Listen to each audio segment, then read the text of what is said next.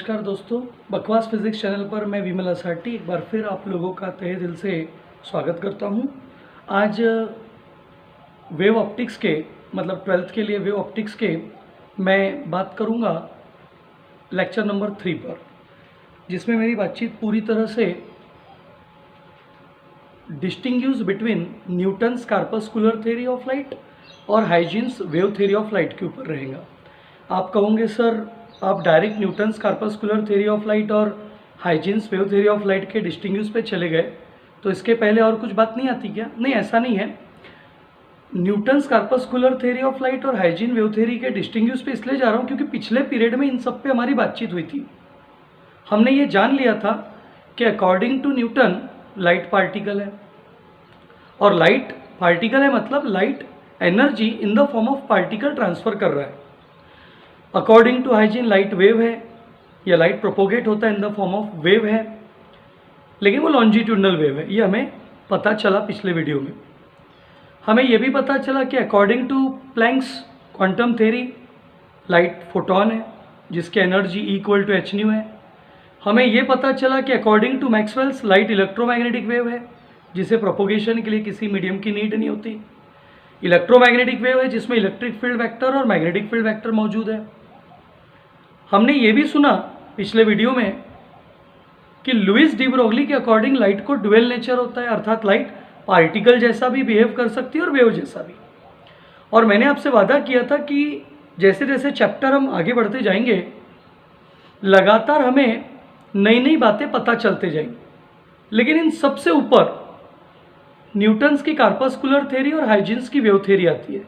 उसकी वजह है क्योंकि चाहे डी ब्रोगली हाइपोथेसिस हो, मैक्सवेल्स इलेक्ट्रोमैग्नेटिक वेव को लेकर बातचीत हो, प्लैंक्स क्वांटम थ्योरी हो, ये सब आए, लेकिन सबसे पहले बेसिक थ्योरी दी न्यूटन्स ने, that is Newton's corpuscular theory of light.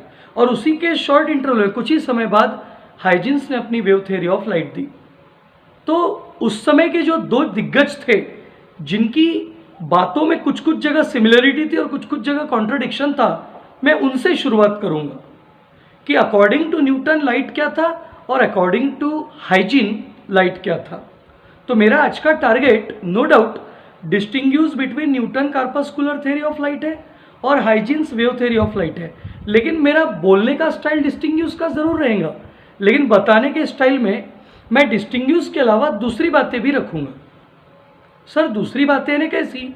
मेरी बातचीत में डिस्टिंग्विश नजर नहीं आएगा। पहले ऐसा लगेगा कि Newton's corpuscular theory of light की प्रॉपर्टीज आ रही है और Huygens wave theory of light की प्रॉपर्टीज आ रही है।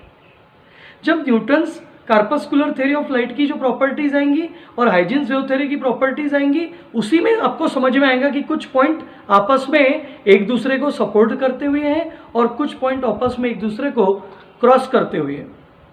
तो मैं शुरुआत करूंगा इस स्टाइल से कि Newton's corpuscular theory of light के भी एक एक पॉइंट बताते जाऊंगा और उसके ठीक पैरेलल में Huygens wave theory of light के भी पॉइंट बताते चलूंगा। लेकिन पहले न्यूटन्स कार्पस्कुलर थ्योरी बनाता हूं, उसके पॉइंट बनाता हूं, ताकि जब मैं हाइजेंस वेव थ्योरी पर जंप करूं तो आपको एक कंपैरिजन के लिए पहले से ही कुछ पॉइंट्स का सेटअप तैयार रहेगा। ठीक है, अब हम लोग अपनी बातचीत में Newton's corpuscular theory of light के जो पॉस्टुलेट्स हैं उन पे बात कर रहे हैं। सर आपने तो अभी कहा था डिस्टिंग्विश, हाँ बिल्कुल सही। Newton's corpuscular theory of light की पूरी बातचीत, Huygens wave theory of light की पूरी बातचीत, अर्थात Newton's corpuscular theory of light के पूरे पॉस्टुलेट्स, एजम्पशंस और Huygens wave theory of light के पूरे पॉस्टुलेट, एजम्पशंस लिख लेने के बाद ऑटोमेटिकली समझ में आ जाएगा कि कौन से पॉइंट्स आपस में डिस्टिंग्विशेबल है। मतलब हम पढ़ रहे हैं Newton's corpuscular theory of light के पॉस्टुलेट, हम पढ़ रहे हैं Huygens wave theory of light के पॉस्टुलेट, हम पढ़ रहे हैं merits of Newton corpuscular theory, हम पढ़ रहे हैं merits of Huygens wave theory, हम पढ़ रहे हैं distinguish between Newton's corpuscular theory and Huygens wave theory, हम पढ़ेंगे disadvantages of Newton corpuscular theory, हम पढ़ेंगे disadvantages of Huygens wave theory. मतलब कहने का ये कि आपके सामने Newton's corpuscular theory of light के पूरी बातें आ गई, उसके बेस पर ही मैं Huygens wave theory of light की पूरी बातें करूंगा। इसे देखकर ही हमें समझ में आ जाएगा कि कौन से पॉइंट्स में कौन कहाँ अलग है और कौन से पॉइंट में कौन कहाँ सेम है। तो पहली बातचीत मैं शुरू करता हूँ न्यूटन्स कार्पस्कुलर थ्योरी से। न्यूटन्स कार्पस्कुलर थ्योरी प्रपोज्ड की गई है न्यूटन के द्वारा इन ईयर 1675। तो पहला पॉइंट बना है in year 1675 Newton proposed his theory called as Newton's corpuscular theory or Newton's corpuscular theory of light. In year 1675 he proposed his theory. But most of the students say why the theory is named as corpuscular theory, not wave theory? Because this theory which was proposed by Newton, in which Newton explained that light propagates in the form of particle, light propagates in the form of corpuscles. Light propagates in the form of corpuscles means stream of small particles, tiny particles. अगर सन से light अर्थ तक आ रहा है तो इन the form of आ रहा है वो particles. उसके भी पहले कहा जाता है कि सन से लाइट आ रहा है in the form of corpuscles. तो मैंने पिछले वीडियो में ही कहा था कार्पसल यानी एक बंच है, गुच्छा, और उस बंच के अंदर बहुत सारे छोटे छोटे क्या है, पार्टिकल्स। तो ऑब्वियसली अगर सन से लाइट अर्थ तक कार्पसल्स के फॉर्म में आ रही है, इसी का मतलब इन द फॉर्म ऑफ पार्टिकल्स भी आ रही है। तो इसीलिए कार्पसल्स होने के कारण इस थ्योरी को न्यूटन्स कार्पस्कुलर थ्योरी कहते हैं और हम फाइनली कहते हैं कि light propagates in the form of particles according to Newton. तो फर्स्ट पॉइंट आपके लिए आ गया, in 1675 Newton proposed his theory called as Newton's corpuscular theory, and the second point is light propagates in the form of corpuscles or stream of tiny particles, so it is also named as Newton's corpuscular theory. इसके बाद एक point और आता है, light जब हमारे पास आता है मतलब हमारे आंखों पर पड़ता है तो डेफिनेटली सन से आने वाला लाइट जो अभी हमारे सराउंडिंग में पड़ रहा है वो विजिबल रीजन का है। सर ये विजिबल रीजन है क्या? एक्चुअली सनलाइट इलेक्ट्रोमैग्नेटिक वेव है, बेसिकली हमको पता है। तो हम जानते हैं कि इलेक्ट्रोमैग्नेटिक स्पेक्ट्रम होता है radio waves, microwaves, infrared, visible, ultraviolet, X ray, gamma ray, cosmic रे, ये पूरा स्पेक्ट्रम होता है। लेकिन इस पूरे स्पेक्ट्रम के अंदर सिर्फ विजिबल रीजन का लाइट हम देख सकते हैं या विजिबल रीजन की चीज़ें हम देख सकते हैं। अब विजिबल है तो देख सकते हैं ऐसा नहीं, विजिबल रीजन एक दिया गया है कि उस रीजन का लाइट हम देखना हमारे लिए पॉसिबल है। अगर आगे की लैंग्वेज में कहूँ जो हमें पता है तो भाई विजिबल रीजन का वेवलेंथ हम देख सकते हैं। फिलहाल पार्टिकल नेचर है, मैं उस पर फोकस करूँगा। तो हम यहाँ पर लाइट जो आ रहा है उस लाइट के आने के कारण कोई भी चीज़ देख पा रहे हैं, समझ पा रहे हैं, ये कहाँ से हुआ, क्यों हुआ? तो उसका बेसिक रीज़न है, बेसिक कारण है कि जब भी लाइट हमारे आँखों पर पड़ता है तो आँखों पर पड़ने के कारण हमें कोई चीज़ की इमेज दिखाई देती है या कोई ऑब्जेक्ट हमें विजिबल होता है। So we are simply saying that we get the sensation of sight, हमें देखने का भास महसूस होता है। अगर मेरे सामने कोई खड़ा है तो मुझे वो दिख रहा है, क्यों? क्योंकि सन से लाइट उसके ऊपर पड़ रहा है, लाइट वहाँ से जाकर मेरे आँखों पर पड़ रहा है। So we get the sensation of sight when light enters in our eyes, when light enters in our eyes in the form of particles. क्योंकि यहाँ लाइट पार्टिकल के फॉर्म में है तो मैं पार्टिकल कहूँगा। ठीक है दोस्तों, तो दिखना इसीलिए हुआ क्योंकि वो लाइट किसी ऑब्जेक्ट पर पड़कर टकरा कर हमारे आंखों पर उसकी इमेज तैयार करता है, विजिबल रीजन का कंटेंट तैयार करता है, इसलिए हम किसी चीज़ को देख पाते हैं। ठीक है, ये सेकंड पॉइंट था। थर्ड पॉइंट आया, फोर्थ पॉइंट आया, there are different colours due to different masses and sizes of the particle. जब हम विजिबल रीजन की बात करते हैं तो सभी को पता है विजिबल रीजन यानी यहाँ इंफ्रारेड के बाद और अल्ट्रावायलेट के पहले। तो अगर अल्ट्रावायलेट के पहले मैं इधर से शुरुआत करूँ जहाँ वेवलेंथ कम होती है, या आप लोगों को बेसिक में 11th में कभी ना कभी सब लोगों ने पढ़ा होगा, तो वॉयलेट अल्ट्रावायलेट के पहले, violet, indigo, blue, green, yellow, orange और रेड, क्योंकि फिर इधर तो इंफ्रारेड आ गया ना। सो वॉयलेट वाले की अगर रेंज से मैं रेड तक आऊँ तो ये विजिबल रीजन है। तो विजिबल रीजन के अलग अलग कलर्स हम डिस्टिंग्विश कर सकते हैं। मेन कलर 7 है, मल्टीपल कलर कॉम्बिनेशन में तो ढेरों बन सकते हैं। मेन बेसिक कलर में 7, क्योंकि इन 7 कलर का कॉम्बिनेशन वाइट कलर देता है, जिसे वाइट लाइट अर्थात हम सनलाइट कहते हैं। क्योंकि सनलाइट का डिस्पर्जन हुआ तो हमें 7 कलर मिलते हैं, और इन 7 कलर का कॉम्बिनेशन हुआ तो हमें सिंगल कलर मिलता है जो कि वाइट कलर कहलाता है, सनलाइट। तो इस विजिबल रीजन में अलग अलग कलर मिलते हैं, वॉयलेट, इंडिगो से लेकर रेड तक। तो उसके मिलने की वजह क्या है? उसके मिलने की वजह है ये लाइट जो है ना, इसके जो पार्टिकल्स है ना, इनके अलग अलग साइजेस होते हैं, इनके अलग अलग मासेस होते हैं। तो डेफिनेटली ये आपस में कोलिजन करते हैं, आते हैं तो टकराते हैं। तो इनके अलग अलग मासेस, अलग अलग साइजेस की वजह से सबकी वेलोसिटी, सबकी एनर्जी अलग अलग होती है, और सबकी एनर्जी अलग अलग होने के कारण सबके सब पार्टिकल अलग अलग कलर रिप्रेजेंट कर सकते हैं। So there are different colour present in the light due to different masses and sizes of the particles. I am not talking about the shapes, because all they are in the symmetric shape, spherical shape. Why? Because symmetry says that sphere have minimum surface area, maximum stability. ठीक है? उसके बाद next point आता है 5th, simultaneous reflection and refraction of light is not possible. Not possible, it means that simultaneous reflection and refraction was not explained by Newton's corpuscular theory. Sir, what is the difference between reflection only, refraction only and simultaneous reflection refraction? आपने अगर मेरा हाथ देखा होगा अभी तो आप समझ रहे होंगे this is only reflection, this is refraction, this is simultaneous reflection as well as refraction. So according to Newton, he was unable to explain the combination or simultaneous reflection and refraction of light. Why? I need explanation for this, so I am giving the explanation in detail. आपको ज़रूरत है इसकी, इसलिए मैं detail बता रहा हूँ। क्या होता है, न्यूटन के अकॉर्डिंग ऐसा मानना हुआ कि अगर ये कोई सरफेस है, रिफ्लेक्टिंग सरफेस, लाइट आएगा नीचे नहीं जा सकता, रिफ्लेक्टिंग है ना, तो लाइट आया, टकराया और वापस गया। तो न्यूटन के अकॉर्डिंग ऐसा मानना था कि अगर कोई रिफ्लेक्टिंग सरफेस है तो लाइट के पार्टिकल्स अगर आते हैं तो वो रिफ्लेक्टिंग सरफेस उन लाइट पार्टिकल्स को क्या करती है, रिपेल।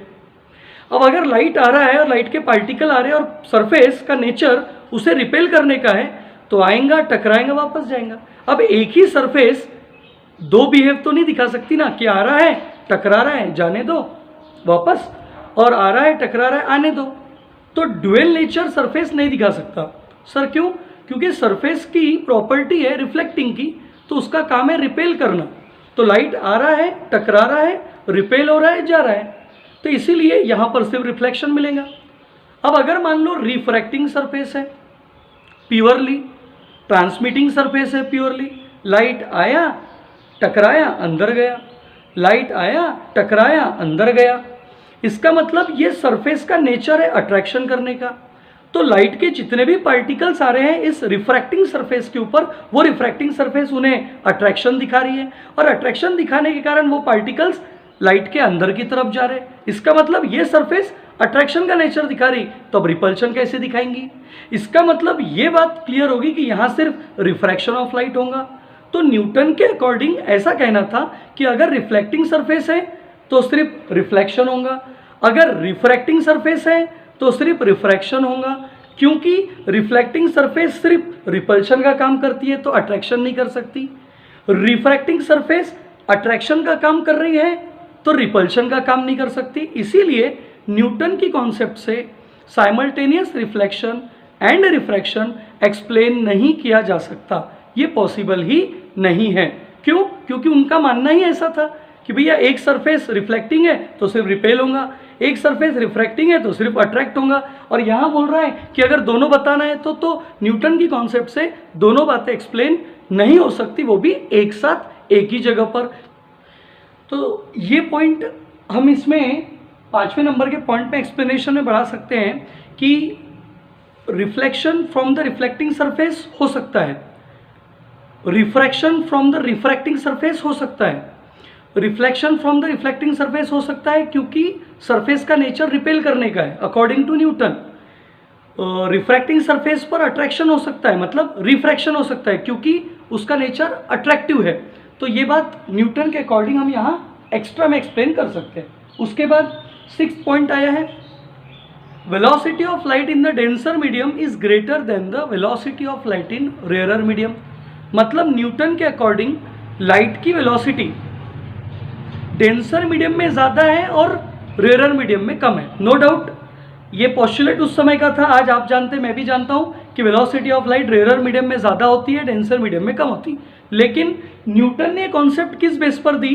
क्योंकि न्यूटन की बहुत सारी कॉन्सेप्ट में उन्होंने साउंड वेव मानकर ही बहुत सारी बातें की, साउंड का नेचर समझ के ही बहुत सारी बातें की। तो साउंड पे ये बात लागू होती थी कि वेलोसिटी साउंड की डेंसर में ज़्यादा होती थी और रेयरर में कम।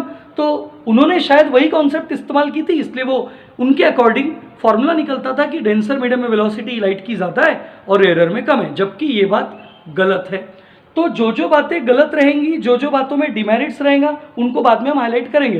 But this was firstly the postulate which was given by Newton in his Newton's corpuscular theory. So 6th point is the velocity of light in denser medium is greater than the velocity of light in rarer medium. उसके तुरंत बाद 8th, 6th, 7th और 8th point आया है, जिसमें कहा गया है photo electric effect was explained bye this theory. क्यों? क्योंकि फोटो इलेक्ट्रिक इफेक्ट अभी हम लोग इस बारे में ज़्यादा नहीं जानते, लेकिन फिर भी इतना कहूँगा कि एक मेटल सरफेस है और मेटल सरफेस के ऊपर अगर बाहर से फोटोन आता है, लाइट आता है, तो अगर वहाँ सरफेस से इलेक्ट्रॉन का इमिशन हो रहा है, मेटल सरफेस है, सरफेस पर लाइट आ रहा है और लाइट के आने से अगर इलेक्ट्रॉन का इमिशन हो रहा है, तो हम ये कहेंगे कि यहाँ पर फोटो इलेक्ट्रिक इफेक्ट हुआ। That is emission of electron from the metal surface is called as photoelectric effect. But when the light of suitable frequency is incident on it, इसका मतलब किसी भी लाइट के आने से फोटो इलेक्ट्रिक इफेक्ट नहीं होता। ऐसा लाइट होना चाहिए जिसकी ऐसी फ्रीक्वेंसी हो कुछ कि यहाँ पर बंधे हुए इलेक्ट्रॉन को, मेटल सरफेस पे बंधे हुए इलेक्ट्रॉन को सरफेस से फ्री भी करे और उठाकर निकाले भी, तो उस इफेक्ट को कहते हैं फोटो इलेक्ट्रिक इफेक्ट। तो इस इफेक्ट को एक्सप्लेन करने के लिए न्यूटन्स की कार्पस्कुलर थ्योरी का इस्तेमाल किया जाता है। जैसे अब लास्ट पॉइंट है इंटरफेरेंस, डिफ्रैक्शन, पोलराइजेशन, इन सब बातों को वेव नेचर से एक्सप्लेन किया जाता है, क्योंकि आप सभी जानते हैं इंटरफेरेंस वेव नेचर की प्रॉपर्टी है, डिफ्रैक्शन वेव नेचर की प्रॉपर्टी है, पोलराइजेशन अगेन इस चैप्टर में आने वाला है, ये भी वेव नेचर की प्रॉपर्टी है। तो all this property which belongs to the category of wave when light propagates in the form of wave, so that property was not explained by Newton. तो जितने पॉइंट मैंने अभी 7-8 आपके सामने डिस्कस किए और इसके अंदर लगभग 2 पॉइंट हो गए, तो लगभग 10 पॉइंट मैंने आपके सामने डिस्कस किए न्यूटन्स कार्पस्कुलर थ्योरी को लेकर। अब ये सारे हो गए हमारे postulates of Newton corpuscular theory. इसी बेसिस पर हम यहाँ हाइजेंस वेव थ्योरी की बात करेंगे। Huygens wave theory of light में जो पॉइंट्स रहेंगे वो इसी से कनेक्टेड रहेंगे। कुछ पॉइंट ऐसे रहेंगे जो मैचअप करेंगे, बातों में सिमिलरिटी दिखाएंगे, और कुछ पॉइंट ऐसे रहेंगे जो पूरा कॉन्ट्रडिक्शन दिखाएंगे। ठीक है दोस्तों, तो इन पॉइंट्स पे हम अभी डिस्कस करते हैं।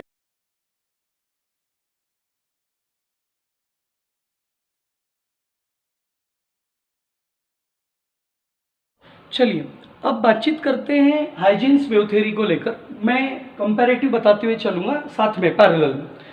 तो अगर न्यूटन ने अपनी कार्पस्कुलर थ्योरी इन 1675 दी, जिसमें लाइट प्रोपोगेट हो रहा था in the form of particle, sun से लाइट आ रहा था in the form of particle, तो अकॉर्डिंग टू हाइजीन ने अपनी थ्योरी प्रपोज किया 3 साल बाद इन ईयर 1678, जिसके अकॉर्डिंग लाइट प्रोपोगेट हो रहा है in the form of wave. इनका कहना था कि लाइट वेव के फॉर्म में प्रोपोगेट होता है। आप ब्रैकेट में लिख सकते हैं longitudinal wave which needs medium. ये बात ध्यान में रख लीजिए क्योंकि मैं अलग से कुछ पॉइंट बताऊंगा। So in year 1678, Huygens proposed his theory. This theory is called as Huygens wave theory of light, because according to Huygens, from sun to earth or sun to everywhere, the light propagates in the form of wave. That wave is longitudinal wave, which definitely needs a medium, and that medium is luminiferous ether medium. It means that according to Huygens, light propagates everywhere, but the existence of luminiferous ether medium is necessary, and we know that light propagates through vacuum also, and if there is vacuum, then there is nothing. So how can we say that there is a luminiferous ether medium? It means that from starting you can understand what some points of the Huygens wave theory are also discarding. मतलब हम उन points को छोड़ना पड़ेगा, release करना पड़ेगा, consideration में आगे नहीं लेना पड़ेगा, तो उनकी कैटेगरी बनेगी. अभी ये पोस्टुलेट्स है, लेकिन जब कैटेगरी बाइफरकेट होंगी तो हम उसे कहेंगे कि वो डिमेरिट्स की कैटेगरी में जा रहा है, क्योंकि हाइजीन ने बहुत गलत बात बोल दी कि लाइट लॉन्जिट्यूडनल वेव है. दूसरी गलत बात बोल दी, उसे मीडियम की नीड होती है, और मीडियम भी कौन सा? लुमिनिफेरस ईथर मीडियम. मतलब जिस बात को उन्होंने प्रूफ नहीं किया उस बात को उन्होंने कह दिया. तो खैर वो बातें आगे आएंगी. अभी दिमाग में ये रखना है कि न्यूटन ने 1675 में अपनी थ्योरी दी, हाइजीन ने 1678 में अपनी थ्योरी दी, और हाइजीन की वेव थ्योरी ऑफ लाइट ने ये कहा light propagate in the form of wave, और मैं उसमें एडिशनल शब्द दे रहा हूँ according to Huygens light propagate in the form of wave तो है, लेकिन वेव कौन सी? लॉन्जिट्यूडनल वेव, और जिससे प्रोपोगेट होने के लिए मीडियम की नीड है उन्होंने बताया, और वो मीडियम था लुमिनिफेरस ईथर मीडियम. यानी जहाँ भी लाइट प्रोपोगेट हो रही है वहाँ लुमिनिफेरस ईथर मीडियम होना चाहिए, ऐसा उनका कहना था. उन्होंने और आगे बात की light propagate in the form of wave, वो पॉइंट तो सेकंड आ ही गया. जैसा ही यहाँ आया था we get the sensation of sight when light enters in our eyes, तो यहाँ पर भी वही पॉइंट बनता है, लेकिन वहाँ फॉर्म पार्टिकल का था तो यहाँ फॉर्म वेव का है. सो सेम पॉइंट बनता है. We get according to Huygens we get the sensation of sight when light enters in our eyes in the form of waves. ठीक सर, वेव के फॉर्म में, हाँ, जैसा लाइट सनलाइट पड़ा किसी ऑब्जेक्ट के ऊपर, ऑब्जेक्ट से आंखों पर इमेज पड़ी, दिख रहा है, that light should be is in the visible region, और विजिबल रीजन में तो दिखाई देगा due to different wavelengths. Sir ये क्या था? नेक्स्ट पॉइंट आ गया. अगर हम सेंसेशन ऑफ साइट पा रहे हैं लाइट के आंखों में एंटर करने की वजह से in the form of wave, तो अलग अलग कलर क्यों देख पा रहे हैं? So we can see different colours of light due to different wavelengths present in the light. मैंने जब भी कहा था violet, indigo, blue, green, yellow, orange, red, ये वेवलेंथ का स्पेक्ट्रम है, एनर्जी स्पेक्ट्रम है, वेवलेंथ स्पेक्ट्रम है, जिसमें वॉयलेट की वेवलेंथ सबसे कम है, लगभग 3800 के आसपास और एंगस्ट्रॉम यूनिट, और रेड की वेवलेंथ है लगभग 7800 एंगस्ट्रॉम यूनिट के आसपास. तो दिख रहा है कि यहाँ सबकी वेवलेंथ अलग अलग है, वॉयलेट की अलग, इंडिगो अलग, ब्लू अलग, ग्रीन अलग, येलो अलग, ऑरेंज अलग और रेड अलग, सबकी वेवलेंथ अलग है, इसलिए यहाँ पर अलग अलग कलर देखने को मिलते हैं, ऐसा बताया गया हाइजीन की वेव थ्योरी के अकॉर्डिंग. उसी के बाद एक और एक पॉइंट आया, यहाँ पर कहा गया था simultaneous reflection and refraction of light is not possible. Hygiene इस बात को नहीं मानता. हाइजीन का कहना एक सरफेस है, उस सरफेस में पार्शियल रिफ्लेक्शन भी हो सकता है और पार्शियल रिफ्रैक्शन भी हो सकता है. मतलब वही सरफेस वेव को रिपेल भी कर सकती है और वही सरफेस वेव को अट्रैक्ट भी कर सकती है. डिपेंड करता है कि वेव को किस तरीके से वो एक्सेप्टेंस दे रहा है या रिपल्शन दे रहा है. इसका मतलब according to Huygens simultaneous reflection and refraction of light is possible, ये मैं कहना चाहता हूँ. उसके बाद यहाँ कहा गया था कि velocity of light denser medium में ज़्यादा होती है और रेयर मीडियम में कम होती. नो डाउट ये कॉन्सेप्ट तो बिल्कुल गलत ही था, हमें पता है अभी, लेकिन ये पोस्टुलेट किसका था? न्यूटन का. हाइजीन का कहना इससे ठीक उल्टा था. इनका कहना था कि भाई लाइट जितने रेयर मीडियम से प्रोपोगेट होगा उसकी वेलोसिटी उतनी ज़्यादा होगी. लाइट है इसलिए हम डिनोशन सी से दिखाते हैं. So velocity of light rare medium में ज़्यादा है एज कम्पेयर टू डेंसर, और ये बात बिल्कुल सही है. अगर ये वैक्यूम होता तो स्पीड और ज़्यादा हो जाएंगी, लेकिन हाइजीन का प्रॉब्लम था क्योंकि वो वैक्यूम की तो बात समझ ही नहीं रहा था, क्योंकि उसके अकॉर्डिंग तो लाइट वेव में भी लॉन्जिट्यूडनल वेव थी, और लॉन्जिट्यूडनल वेव में भी वो कह रहा था कि अगर वेव को लॉन्जिट्यूडनल वेव को प्रोपोगेट होना है तो मीडियम की ज़रूरत है. कौन से? तो लुमिनिफेरस ईथर मीडियम. यानी वो ये बात मान के चल रहा था कि लाइट वैक्यूम से प्रोपोगेट नहीं होता, क्योंकि वैक्यूम अगर बोलेगा तो फिर वहाँ मीडियम नहीं रखेगा, और मीडियम अगर ल्यूमिनिफेरस नहीं रखेगा तो उसकी कॉन्सेप्ट पूरी नहीं होती. इसलिए वैक्यूम को लेकर कोई भी बातचीत हाइजीन्स वेव थ्योरी ने नहीं की कि लाइट वैक्यूम से प्रोपोगेट करेगा या नहीं करेगा. ठीक है दोस्तों, तो उसने कहा कि वेलोसिटी ऑफ लाइट रेयर में ज़्यादा है, रेयर मीडियम है, मतलब कोई ना कोई एग्जिस्टेंस मीडियम का है, तो वहाँ एग्जिस्टेंस ऑफ मीडियम लुमिनिफेरस ईथर रहेगा. ये लुमिनिफेरस ईथर मीडियम हर जगह मौजूद रहेगा, ऐसा न्यूटन हाइजीन का कहना था कि भाई लुमिनिफेरस ईथर मीडियम रहेगा और वहाँ से लाइट प्रोपोगेट होगा। और अगर कोई डेंसर मीडियम भी है तो वहाँ पर भी लुमिनिफेरस ईथर मीडियम होना चाहिए, यानी हर जगह लुमिनिफेरस होगा तो ही लाइट प्रोपोगेट होगा, ऐसा हाइजीन का कहना था। तो आप समझ रहे होंगे कि ये बात पॉसिबल ही नहीं है, हो ही नहीं सकता। तो यहीं पर हाइजीन की सबसे बड़ी चूक होगी, जिसे मैंने एक्स्ट्रा करके लिखा है कि भाई एग्जिस्टेंस ऑफ मीडियम ईथर वाली बात, लुमिनिफेरस ईथर मीडियम वाली बात हाइजीन की टोटली रॉन्ग थी, टोटली गलत थी। जैसे यहाँ पर साइमल्टेनियस रिफ्लेक्शन रिफ्रैक्शन नहीं हो सकता, न्यूटन ने कहा, गलत बात है। Velocity of light denser medium में ज़्यादा है, रेयर मीडियम में कम है, ये बात भी गलत है। तो ऐसा नहीं कि सिर्फ हाइजीन ही गलत है, कुछ जगह न्यूटन भी गलत है।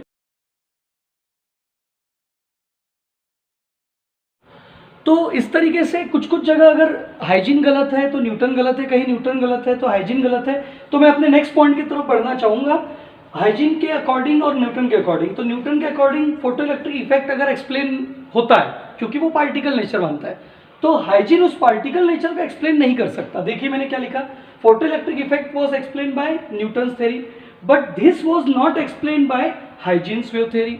उसी प्रकार मैंने यहाँ एक पॉइंट लिखा, interference diffraction polarisation was not explain by this theory. This theory means Newton's corpuscular theory. क्यों? क्योंकि न्यूटन के अकॉर्डिंग लाइट पार्टिकल था और इंटरफेरेंस डिफ्रैक्शन पोलराइजेशन ये तो सब वेव फिनोमेना है। तो इसका मतलब ये सारे फिनोमेना किससे एक्सप्लेन होंगे, ये देखिए लिखा है यहाँ मैंने, all this phenomena interference diffraction polarisation was explained by Huygens wave theory. मतलब क्रॉस हो गया, फोटो इलेक्ट्रिक इफेक्ट अगर न्यूटन एक्सप्लेन कर रहा है तो हाइजीन एक्सप्लेन नहीं कर रहा, इंटरफेरेंस डिफ्रैक्शन पोलराइजेशन अगर न्यूटन एक्सप्लेन नहीं कर रहा तो हाइजीन एक्सप्लेन कर रहा है। मैं एक एडिशनल पॉइंट और डालना चाहूंगा प्रॉपर्टी के तौर पर, अभी मैंने ऐड किया 9th point, rectilinear propagation. Rectilinear means straight line, straight line light का प्रोपोगेशन होता है, मतलब सन से लेकर अर्थ तक लाइट जो आता है in the form of particle वो स्ट्रेट लाइन पाथ फॉलो करता है, ट्रांसलेशनल पाथ फॉलो करता है, रेक्टिलिनियर पाथ फॉलो करता है। ये बताया किसने? न्यूटन्स ने। लेकिन हाइजीन ने इसके बारे में किसी प्रकार का एक्सप्लेनेशन नहीं दिया। तो दोस्तों इस तरीके से न्यूटन कॉर्पस्कुलर थ्योरी और हाइजीन्स वेव थ्योरी के लगभग 9 पॉइंट मैंने आपको बताए। इन पॉइंट्स में प्रॉपर्टीज आ गई, इन पॉइंट्स में डिमेरिट्स आ गए, कमियां आ गई, इन पॉइंट्स में एडवांटेजेस आ गए प्रॉपर्टीज के साथ। आप लोगों के लिए एक वर्क देकर जा रहा हूं नेक्स्ट वीडियो जब मैं लूंगा उसके पहले के लिए, कि मैंने आपको प्रॉपर्टीज देके रख दी, मैंने आपको लगभग अपनी बातों में कौन सी बातें ये सही है, कौन सी बातें ये सही है, कौन सी बातों में ये गलत है, कौन सी बातों में ये गलत है, ये बता दिया।